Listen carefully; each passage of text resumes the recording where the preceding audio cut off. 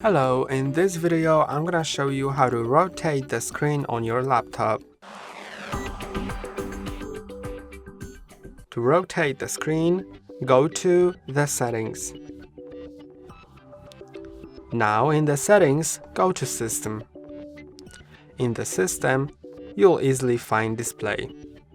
Now, just go to the display orientation and you can put it in Landscape, Portrait, Landscape Flipped or Portrait Flip.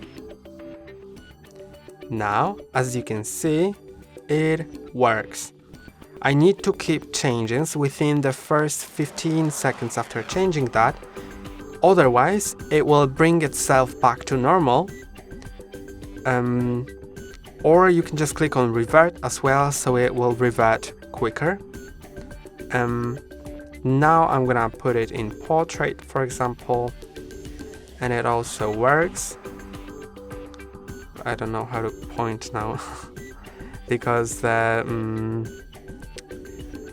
trackpad doesn't rotate. But now I'm gonna put it in landscape again, and I'm gonna keep changes. And that's all for today. Don't forget to like and subscribe. See you next time.